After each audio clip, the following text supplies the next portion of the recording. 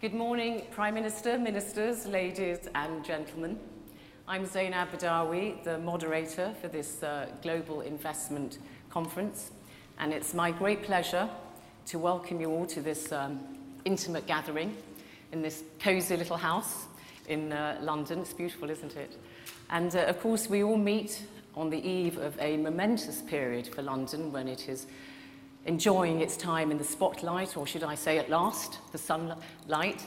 And of course, we're hosting the London Olympics, the Paralympics. We've also got something like 25,000 artists from all over the world descending on us for the Cultural Olympiad.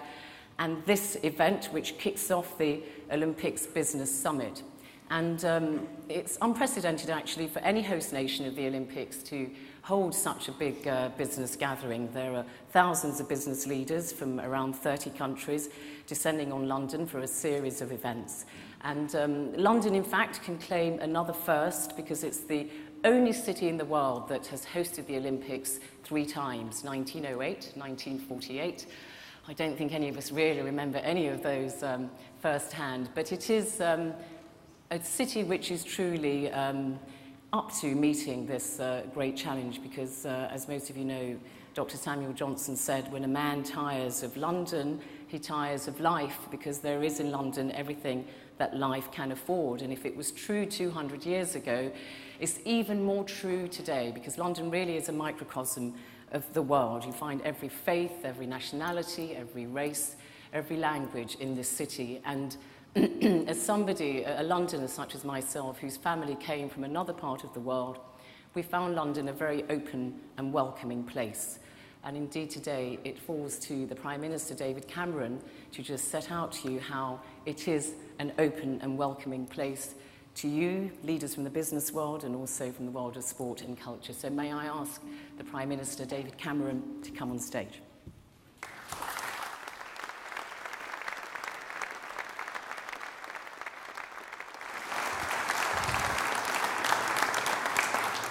Well, thank you, Zaina. Thank you, ladies and gentlemen. Welcome to London. Welcome to the greatest show on earth. Everything is ready. The stadia are ready. Everything is looking good. We've even, at least for the business summit, managed to lay on the weather. Over the next 2 weeks, the world's greatest athletes will compete right here. Records will be broken. New champions will be crowned. History will be made. But I believe the legacy of these Olympics can be about many more things as well as great sport. For instance, the legacy should also be about great business too. At a time when it is global business partnerships, new investments, and vitally start-up ventures that will help get the world back to growth, nothing symbolizes the opportunity of partnership and collaboration more than the Olympics. And forging those partnerships and those investments is why we're all here today. So yes, of course, I want medals for Britain, and there will be no more passionate supporter of Team GB than me, but I know I've got another job to do this summer, and a big part of that is to get behind British business and do everything I can to help secure the trade and investment that will help get the world back to sustained global growth. So I'm absolutely delighted to welcome you to the British Business Embassy. As was said, this is the biggest business summit any British government has ever hosted, and I think it's also the biggest Olympic business summit in history.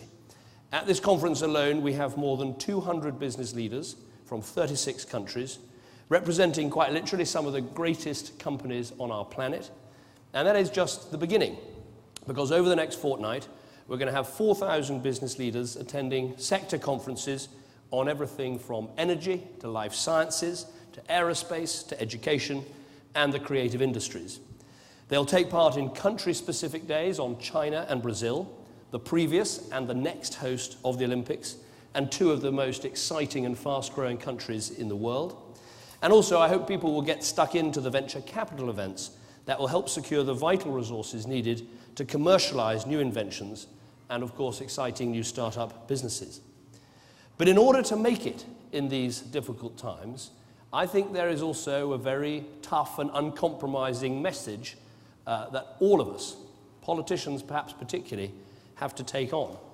And it's this: countries all around the world have to face up to some very hard truths and to take some difficult decisions. The global competitive race has never been faster. Some countries will make it, some won't. And the challenge is particularly great right here in our European neighbourhood. Since the financial crash, the world economy has grown by 20%, but Europe has hardly grown at all. The countries that make it will be those that step up to meet the big long-term challenges. Getting your debts under control, ensuring you've got a welfare system that you can afford, making sure, yes, you've got a great pension system for older people, but making sure you have liabilities you can manage, building an education system that's going to produce some of the best graduates in the world, making your economy as competitive as it possibly can be, ensuring you are linked up to the fastest growing parts of the world, and that your trade is delivering as many jobs as possible. By meeting these key challenges, I'm absolutely determined that Britain will be one of the success stories of the next few decades, and I want to take some of these points in turn. The first thing you need as investors is confidence in the long-term stability of the economy that you're investing in. You need to know that the public finances are under control and that your businesses aren't suddenly going to be crippled by uncertainty or by high interest rates. Now, the coalition government that I lead in Britain inherited the worst deficit this country has had since the Second World War. But we have acted decisively to put in place a credible and steady plan to restore confidence in our public finances. Now, that meant taking some very tough decisions, increasing the state pension age, reforming public sector pensions, which has actually cut their long-term cost in half, taking forward sweeping long-term reforms of welfare. We've taken a series of bold decisions to sort out our public finances and to earn credibility in the markets. As a result, in just 2 years, we've cut the deficit we inherited by more than 1/4, and our market interest rates are less than 2%. And my message today is clear and unequivocal. Be in no doubt, we will go on and finish the job. We will deal with the deficit, we will keep UK interest rates low, and we will continue to take the tough decisions that are necessary for business leaders and investors to have confidence in the long-term future of the British economy. Now, getting our debts under control is clearly essential for growth. Fiscal discipline and growth are not alternatives. You need one to get the other. But sound finances alone are not sufficient.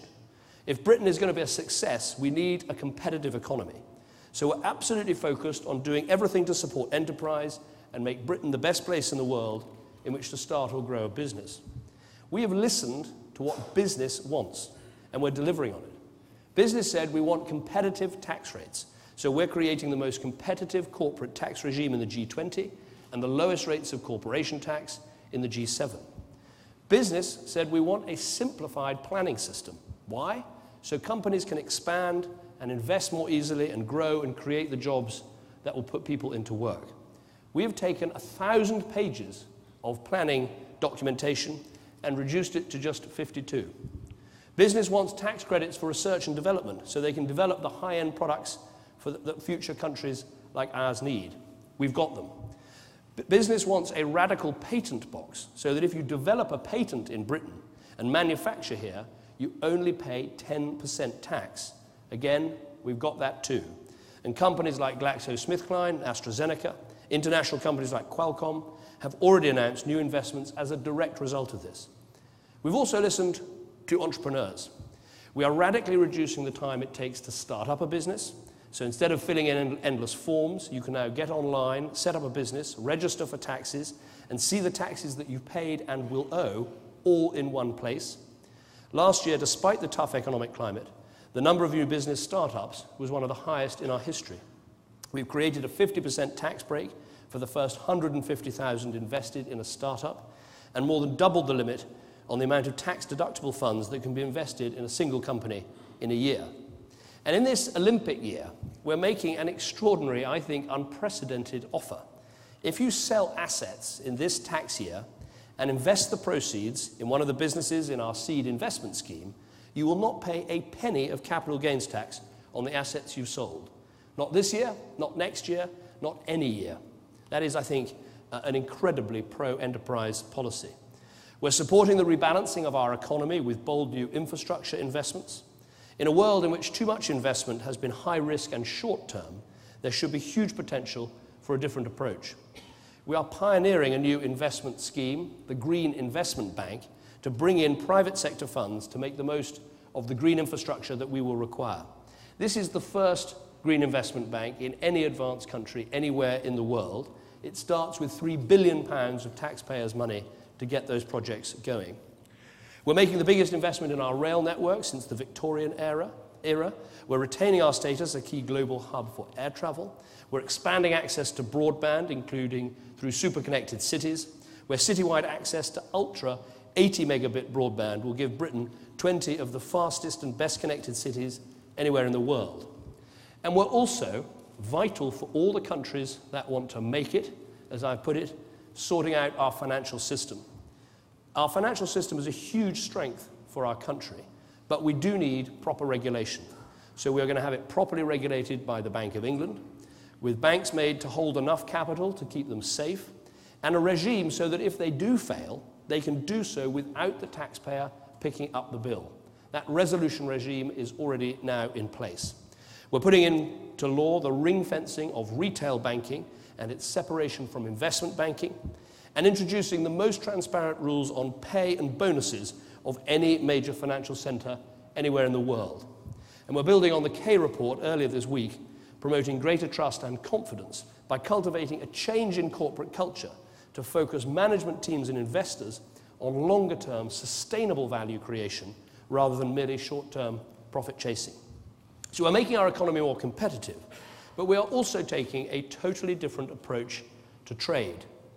I went into the Foreign Office on day one of being Prime Minister, and I said to them, you are, of course, the Queen's diplomats, but you are also the sales force for Britain and for British industry. We've set an ambition of doubling our exports to £1 trillion by 2020.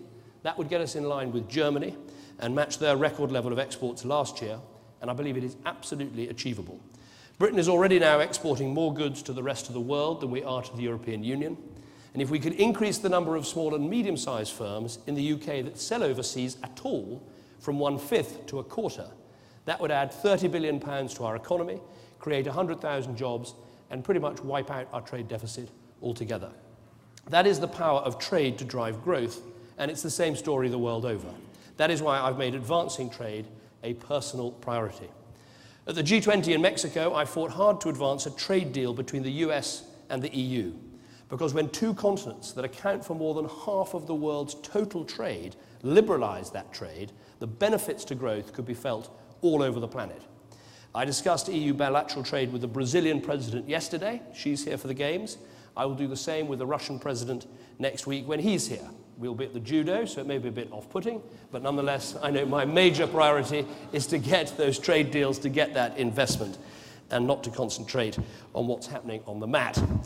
I'll keep up the pressure on the EU to conclude those new trade agreements with India, Canada, Singapore, and to launch trade negotiations with Japan.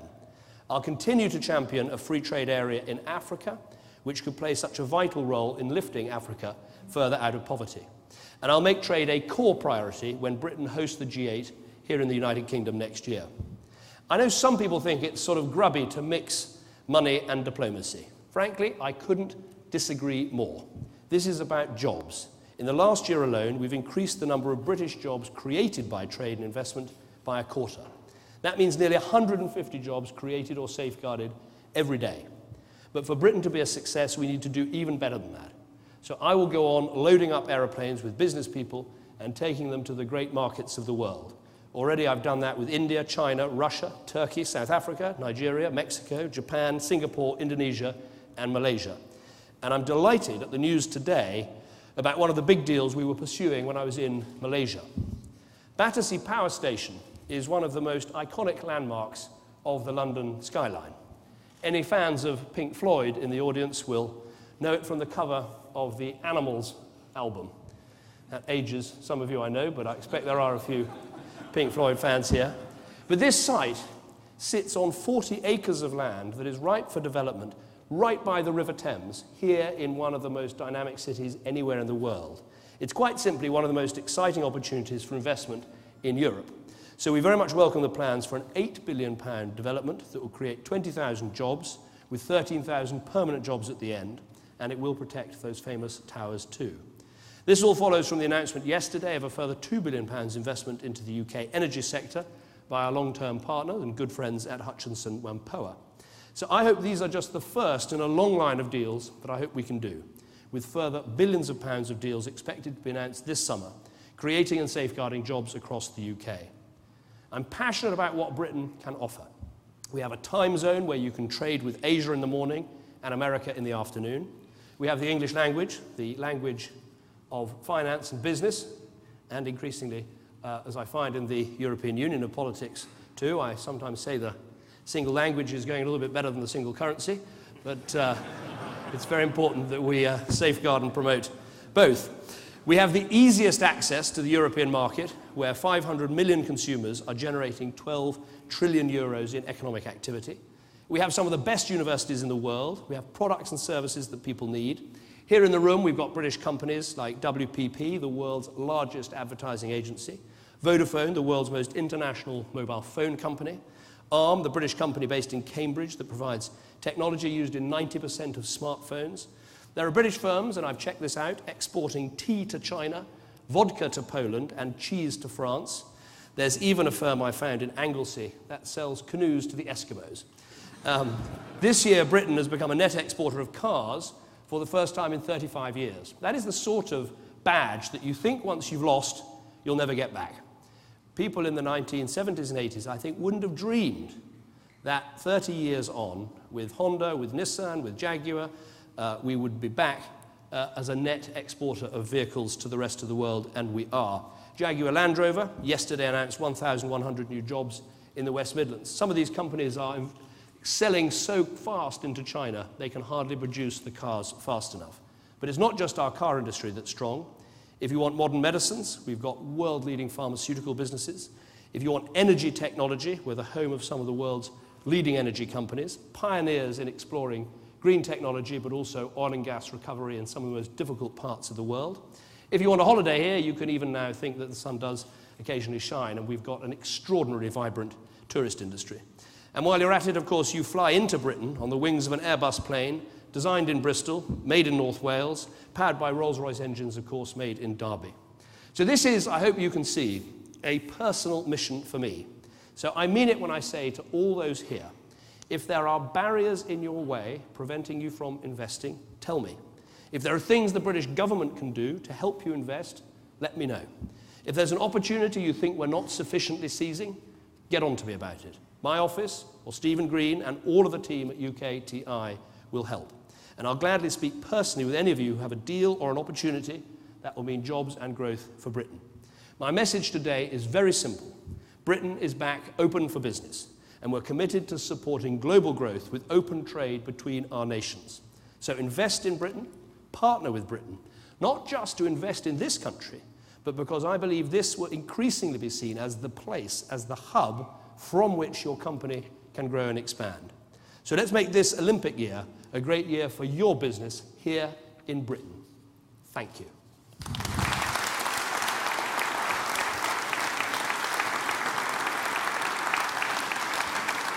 Thank you very much. Right, thank you. Great. Thank you very much. We've got some time for questions or points, so if you want to raise your hand, there'll be a roving microphone. If you could say who you are and where you're from, and I'll do my best to take on any points. Who wants to go first? Absolute silence. Here we are. Gentleman here. Mr. Prime Minister, you talked about incentives for small business, and so much in the high-tech industry. I'm John Chambers from Cisco. So much in the high-tech industry is about creating that entrepreneur environment, blowing away the roadblocks, but a lot has to do with immigration policy and the generation of engineers and stimulating the concepts there. Could you expand a little bit further on your thoughts in terms of startups and IPOs, and especially in high-tech? First of all, very warm welcome to Cisco Systems, and congratulations on your acquisition of NDS, a great technology business here in Britain. Really pleased to see that happen. Britain had an immigration system that I think was really not serving the country well. We had an enormous amount of unskilled migrant labour coming to Britain, at the same time as having 5 or 6 million people living in Britain on out-of-work benefits. And so the government has quite a mission of reforming welfare to get people off those benefits and into work, and proper control of immigration. But we do want to be an open, vibrant economy that welcomes the best and brightest to our shores. And I think the offer we make, particularly to students, is pretty hard to match.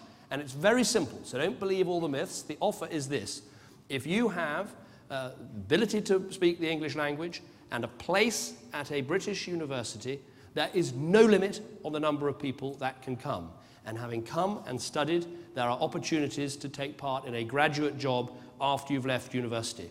So you'll read about immigration control in Britain, and it's right we have proper immigration control, but there's no limit on the number of students that can come and study and then work in the UK. We've also introduced some very growth-friendly immigration policies, like the entrepreneur's visa, which is a special category of people.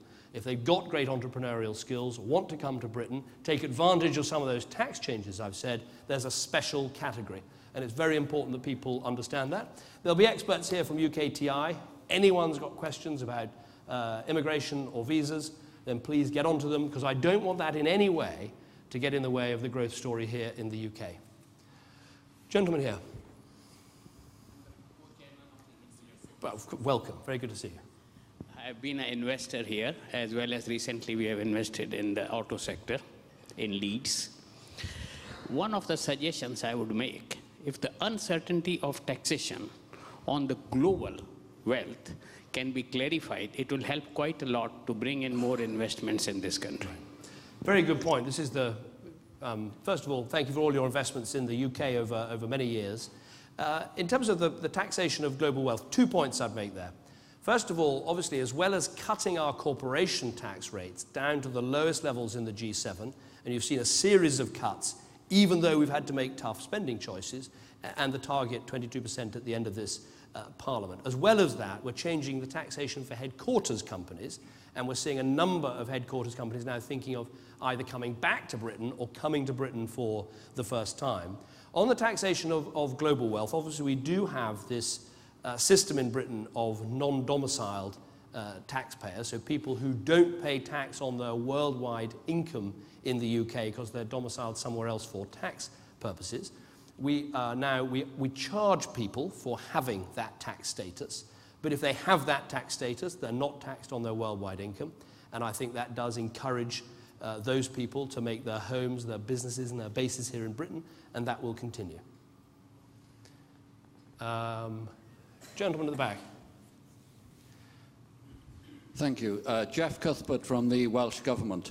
I wonder if you could give a commitment, Prime Minister, that you'll be working with the devolved administrations of the UK on issues like economic development, and certainly, as you mentioned, on education in terms of qualifications and indeed the training of young people, including apprenticeships. Yeah, absolutely. I mean, it's great that the devolved countries, the Welsh Assembly Government is here. I'd say to all international investors, you know, look at the whole of the United Kingdom. There are huge investment opportunities in Scotland, in Wales, in Northern Ireland. We have devolution in Britain, but we work together as a team when it comes to promoting investment in Britain. And frankly, I think we can probably do more with the Welsh Assembly Government and UKTI together to jointly promote what we have. In terms of the points you make, absolutely happy to work on all of those subjects with you. I think all of the countries of the United Kingdom have got to realise that getting education right is a huge challenge. If I had a challenge to the Welsh Government, it would be, you know, we are doing a lot in England to raise standards in schools and make sure we're really creating a competitive and very much focused on a results school system. I think we need to do that in Wales too. And in our universities, obviously we've had to make tough choices. We now have a fees-based system. And this was a difficult decision the UK government made for English universities. But the strength of it is that one of the big challenges the whole world's going to face is who's got the best universities, who's producing the brightest graduates. And frankly, there's only two places the money can come from. You can get it from taxpayers, or you can get it from graduates. We are now getting it from graduates, and that means the universities know they're not going to have to wait in the queue behind healthcare and behind pensions and the rest of it. We've got well-funded universities guaranteed into the future, and I think that for businesses, that's a very, very positive message. Perhaps one last question, and then I've got to go off to the Olympic Park to welcome the foreign press. Sir. Good morning, Prime Minister. It's Tim Clark from Emirates Airlines. We're just a little bit curious about the aviation policy of the coalition government in the United Kingdom. I know there are a number of options that have been presented to you, whether it's the third runway at Heathrow or the expansion of the regional airports, and of course there's the Estuary project. Recently you decided to postpone that review, or rather the results of the review. As a foreign carrier, and Emirates is quite a big one into Heathrow and other points in the United Kingdom, we're particularly interested to see just where we're going on this, or perhaps where the government's going. Thank you. Well, be in no doubt, by the end of the year, we will have both this review underway and the call for evidence about all the future options underway, and I think that's vitally important. Both the coalition parties made a pledge not to have a third runway, and that's a pledge that we made and that we will keep. But I do understand it's vitally important that we maintain the sort of hub status that Britain has. There are lots of different options that can be looked at, but frankly, I think we've discovered something in the last couple of weeks that I think business travellers and investors would welcome even more, which is if you really tool up and put the effort into running a good service at Heathrow, you can reduce the border queues right down. And I don't know what everyone's experience was here. I won't chance a show of hands, but my wife said when she came in from a business trip from Italy, she didn't even have time to put her hand into her bag to get the passport out before she was being checked. So if you put the effort in, if you make sure there's a real customer service ethos at our major airports, I think we can improve the welcome that we give people while having very important security checks. And that is, we mustn't underestimate that for one moment. One of the most important things about this Olympic Games is, yes, of course, an enormous festival of sport, huge legacy, great opportunity for business deals, as I've spoken about, but actually making sure they're safe and secure is vitally important, and our borders really matter for that. So I think we can deliver on making Britain have hub status, making it easy to get into and out of, to trade with the rest of the world. Heathrow is still one of the busiest airports in the world. Sometimes people talk about Heathrow as if somehow it's now sliding down the ratings. It's a massively successful, busy and connected airport. But I think a real focus on customer service. We've learnt something already this week. We can do it better. Let's do it better all the time, and not just during the Olympic Games. Can I thank you all again very much for coming? Can I give a... Thank you.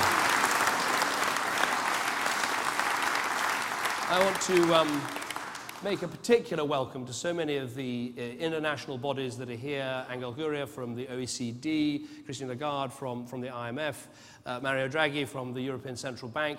You're incredibly busy people. There are huge challenges on your time and resources. It's great to have you playing part, but Mervyn King from the Bank of England as well. So thank you all very much for coming. I hope this is a great moment to come together, do some great deals, think of some great investments. Britain is there for you, and we'll give you a very enthusiastic welcome. Thank you very much indeed.